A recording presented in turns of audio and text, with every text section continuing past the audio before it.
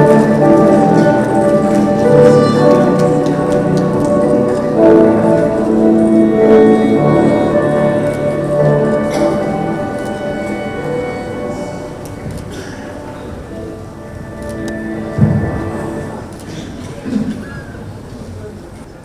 pagi, Assalamualaikum warahmatullahi wabarakatuh.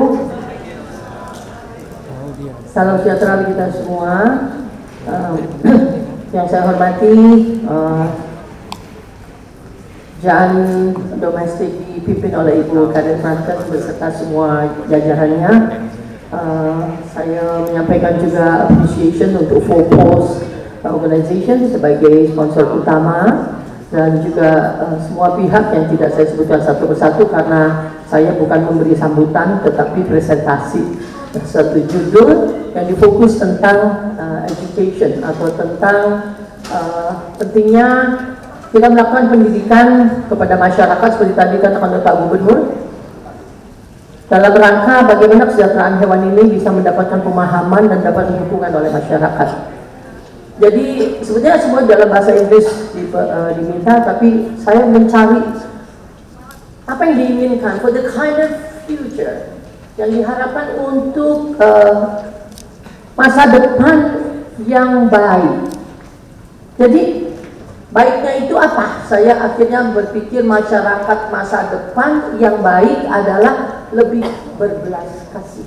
Ya. Jadi di situ fokusnya, bukan cuma baik aja, baik banyak yang gitu.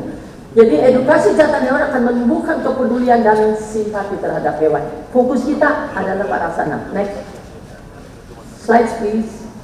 Oke. Jadi kita harus melihat bahwa PBB artinya sebagai organisasi terbesar dunia menekankan pentingnya edukasi pada anak-anak usia krusial ya. Jadi pendidikan sejak dini dalam perkembangan anak akan berdasar kuat untuk akademik, sosial dan emosi di kemudian hari. Ini kata PBB. Belum. Ini slide-nya kembali dulu. Cepat benar ya? Oke. Jadi usia kritis jangka panjang dalam perkembangan anak-anak itu adalah hingga usia 5 tahun. Dan kenapa Pak Prabowo sangat menekankan MBG itu makan bergizi gratis? Karena pertumbuhan otak adalah di usia ini, sehingga kecerdasan akan ada di sini. Jadi perkembangan otak akan membawa kemampuan memahami dan pertumbuhan emosi dan fisik. Next. Mempersiapkan generasi muda sebagai agent of change. Lalu kalau habis anak-anak apa? Remaja lah. Kalau remaja di usia berapa? Ada macam-macam researcher yang menyampaikan batasan usia yang disebut generasi muda. Saya mengambil yang 0 sampai 30 tahun. Di mana mereka merupakan satu kelompok golongan angkatan kaum muda yang hidupnya dan tugasnya melanjutkan pembangunan bangsa. Lalu generasi muda ini kan penerus bangsa, harus unggul, intelektual, artinya pendidikannya memadai, maka baru mereka bisa melakukan satu perubahan dengan membuat soft skill knowledge transfer. Jadi dia bisa memberikan pemikiran, kemampuan pemikirannya itu dibagi kepada orang banyak untuk mengatasi masalah dan bekerja sebagai tim. Nah, kelompok remaja seperti apa, orang muda seperti apa sampai usia 30. Next. Generasi muda ternyata pendorong kesejahteraan sosial melalui sosmed. Di mana saat ini kita di era digital. Jadi tentu kita melihat peran di MFI itu ataupun JAN dengan aktivitasnya dan organisasinya ibu-ibu, bapak-bapak, teman-teman, saudara-saudara sekalian sangat aktif dalam Instagram, Facebook, Twitter, YouTube dan sebagainya. Sehingga ini bisa dimungkinkan mengorganize protes, kampanye ya, kemudian gerakan sosial, nggak tergantung lagi dengan media-media tulis yang ada, tapi juga bisa ada penyalahgunaan. Sehingga tadi kata Ibu Yanti, undang-undang IT pun harus mulai dipersiapkan untuk bisa menghukum terhadap adanya penampilan kekejaman pada hewan. Nah, dia bisa mencapai audiens yang global, kesadaran kolektif, jadi bersama-sama sadar, lalu ada tindakan nyata. Kan demikian. Anda semua juga mengetahui. Next. Lalu peran generasi muda dan perubahan sosial itu karena generasi muda itu angkatan yang peka, nggak terima. Kita menghadapi dari generasi milenial menjadi generasi Z, Gen Z, generasi Zoom. Yang saat sekarang, maaf, kadang-kadang kita menganggap kok ini anak-anak kalau ukuran kita nggak sopan ya. Apalagi saya generasi tua yang kepala 7 ini. Melihat generasi anak-anak sekarang spontan-spontan. Dia nggak terima kalau ada sesuatu yang tidak jelas. Lalu tidak hanya peduli masalah sosial, tapi peduli lingkungan. Makin sadar pentingnya keberlanjutan, sehingga bagaimana tindakan kita sekarang ini bisa berdampak ke depan. Yang bergerak anak muda itu target kita dalam rangka kesejahteraan hewan untuk kebaikan hewan di Indonesia ke depan. Next slide ya.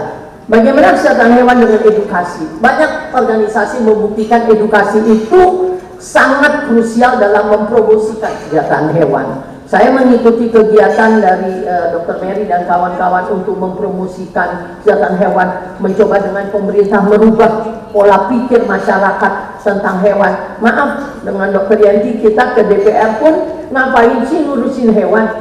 Saya sih gak suka hewan. Nggak ingat bahwa apa yang dimakan tiap hari adalah daging, susu, telur dari hewan.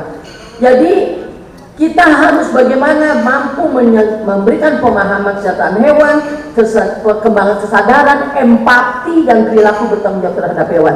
Tadi dalam doa Pak Ustadz kita mendengarkan bagaimana banyaknya ayat-ayat di dalam Al-Quran yang menekankan firman Allah bahwa kita harus memperlakukan hewan dengan suatu kebaikan sepanjang waktu. Jadi melalui program yang efektif kita mewujudkan masyarakat yang menghargai dan melindungi hak hewan. Saat ini pemerintah, Kementerian Pertanian, Direktorat Kesmafet, melalui Bapak Direktur Kesmafet, Andi Rizky dengan jajarannya telah menggolkan 2 kesejahteraan hewan pada waktu bencana yang Bu Yanti tadi bilang kalau ada banjir gini yang mikirin hewannya siapa? Ya, tahu-tahu udah hewan-hewan pada gembung-gembung mati, bangkainya di mana-mana. Kalau dikubur pun mengubur sapi yang beratus-ratus dan kambing beratus-ratus. Yang ngangkat siapa? Yang ngubur siapa? Diapain? Kalau udah busuk yang kena masyarakat. Ada undang-undangnya. Dan yang baru goal dan selamat mudah-mudahan Permentan Kesejahteraan Hewan nomor 32 ya tahun 2025 ini segera diundangkan. Sudah diundangkan ya? Oh, selamat. Jadi peraturan Menteri Pertanian tentang kesejahteraan hewan akan menjadi payung hukum bagi kita untuk bagaimana memperlakukan dan menerapkan kesejahteraan hewan di masyarakat Indonesia secara berbagai sektor ya. Nah, oleh karena itu menyadarkan masyarakat atau awareness adalah langkah awal untuk mewujudkan masyarakat tinggi tingkat peduli. Bapak Ibu sekalian, kita tidak pernah lupa bahwa kalau bangsa ini tidak bisa memperlakukan hewan dengan baik, itu menunjukkan satu martabat yang buruk. Next.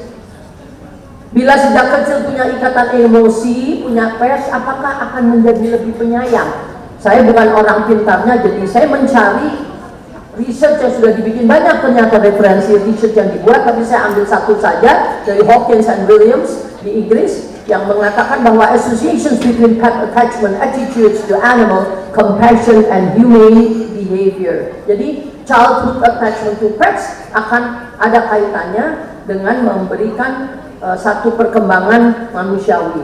Jadi studi kedekatan pada hewan kesayangan, akrab, sayang itu ternyata berpengaruh kepada emosi, perkembangan mental, rasa nyaman dan sebagainya. Jadi stresnya bisa terangkat. Next.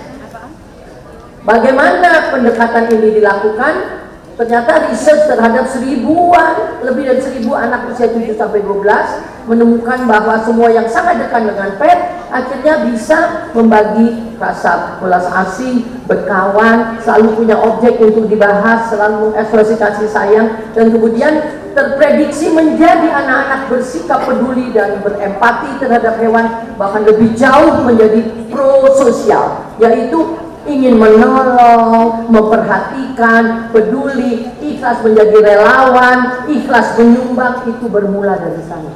Jadi kita harus menggerakkan ini melalui tentu saja guru-gurunya. Ya, jadi guru mendapatkan pendidikan kesehatan hewan akan membagi kepada murid-murid. Next. Bagaimana hubungan sosial? Memainkan peranan penting. Manusia makhluk sosial. Hubungan sosial yang sehat akan mempengaruhi pandangan kita terhadap perlindungan kesehatan hewan. Sikap sosial yang positif juga dibentuk melalui rasa iba, rasa peduli, dan empati. Bagaimana orang yang tidak suka hewan ternyata bila banyak diajak bicara tentang hewan akan kemudian mulai menghargai dan tahu bahwa itu adalah makhluk hidup yang juga diciptakan Tuhan untuk menjadi manfaat bagi kita. Jadi bagi masyarakat yang solidaritas sosialnya tinggi, kesadaran tentang kesehatan hewan akan tumbuh. Jadi solidaritas sosial menciptakan lingkungan yang mendukung. Next. Meninjau sejarah tertua, kita sering melihat di negara-negara ada PSPCA, ada semua dengan SPCA ya, itu satu organisasi yang sebetulnya dicetuskan awalnya oleh 3 orang ini 200 tahun yang lalu. Satu orang yang di parlemen, satu seorang pendeta, yang satu adalah anti perdagangan budak. Dan mereka menerbitkan pada waktu itu satu Cruel Treatment of Cattle Act tahun 1822. Nah, dari sinilah kemudian lahir yang Anda mungkin sering mendengar, Royal Society for the Prevention of Cruelty to Animals. Jadi SPCA ini yang saya harapkan bisa menjadi satu bentuk juga karena ada di seluruh negara. Jadi sejarah ini menunjukkan bahwa kesejahteraan hewan dimulai memang dari Anda-Anda yang peduli. Next. Mungkin di Indonesia bisa demikian, dan yang dilakukan di Indonesia untuk menggiring persepsi masyarakat apa? Mereka yang punya pemahaman dan kesadaran kuat untuk pentingnya melindungi, betul seperti tadi Pak Gubernur punya pets, anaknya sangat mencintai pets, keluarganya juga ada yang dokter hewan, maka beliau sampai perlu datang untuk membuka dan mengeluarkan Pergub. Beberapa faktor yang mempengaruhi adalah tingkat pendidikan. Nah, Bapak Ibu kalau makan aja susah, sekolah aja susah, disuruh mikirin hewan yang ada marah-marah. Kita makan aja nggak beres, makanya Ibu Karin dan Dr. Mary dengan kawan-kawan mengurus kuda pekerja, kuda penarik delman, sampai kudanya sengsara, lalu punyanya aja makan susah, gimana lagi kasih makan kudanya, yang ada di kuda itu tarik terus, sehingga akhirnya mati atau menderita. Oleh karena itu, masyarakat yang mempunyai tingkat pendidikan tinggi lebih cenderung peduli. Jadi kita harus memasuki perguruan tinggi. Pegiat kesehatan harus mempunyai strategi yang baik. Next. Jadi bagaimana yang efektif membangkitkan kepedulian? Yaitu interaktif, yaitu berbagi pengalaman, hands-on activities, pakai praktek, kalau kasih edukasi, dibawa ke shelter, dibawa ke tempat-tempat di mana banyak hewannya. Lalu dengan inisiatif bagi generasi muda, bagaimana sih humane, bagaimana mendalam, jadi harus ada questionnaires-nya, lalu melalui sosmed ya, bagaimana ini juga disampaikan secara menarik, mungkin ada strateginya. Next. Edukasi itu esensial untuk advokasi hukum. Jadi para ahli hukum, semua timnya Ibu Yanti, dalam berargumentasi Bapak Ibu sekalian untuk mendapatkan aturan hukum yang bisa kita pergunakan dalam rangka memberikan kesejahteraan hewan yang memadai, ternyata orang-orang hukumnya kalau nggak ngerti di debat aja udah nggak bisa jawab. Akhirnya membawa pakar-pakar. Oke lah, kami sebagai yang dipandang memiliki pengetahuan itu mendampingi. Tapi kalau ahli hukumnya sendiri juga diberikan khususnya mengenai hewan, maka dia akan bisa berargumentasi lebih baik.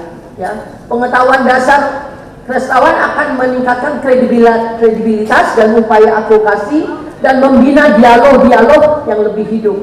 Jadi contoh research yang mengidentifikasi bahwa advokasi berbasis fakta dan data itu akan lebih diterima. Ya, mudah-mudahan langkah ke depan untuk berbagai regulasi lagi, apalagi di daerah, bisa kita golkan. Next. Mungkin dengan perhimpunan dokter hewan, Dr. Munawaroh, banyak dari PDHI cabang yang tersebar di seluruh Indonesia, bisa memberikan juga advokasi hukum kepada teman-teman daerah untuk pergub atau perwali ataupun perda. Oke, jadi pelaksanaan research untuk mengukur ada tidaknya perubahan perilaku masyarakat ternyata telah dibuktikan bahwa kegiatan menyadarkan masyarakat untuk peduli hewan secara signifikan menghasilkan perubahan perilaku ya terkait dengan kesehatan hewan, yaitu sebagai contoh menyadarkan masyarakat dalam kekejaman yang terjadi misalnya pada puppy milk. Jadi anjing-anjing itu dibreed hanya untuk beranak, lucu-lucu anaknya buat dijual, tapi kalau nggak laku ditelantarkan, dibuang. Yang terjadi adalah kekejaman dari sesuatu yang buruk yang diekspos, seperti dalam perdagangan daging anjing kucing banyak sekali yang diambil dokumentasinya. Itu akhirnya membuka masyarakat yang semakin peduli dan akhirnya nggak akan beli pets tapi adopsi. Mudah-mudahan ini bisa terwujud untuk shelter-shelter yang dikelola Bapak Ibu sekalian. Next. Saya rasa karena waktunya juga terbatas, saya memang sengaja agak cepat.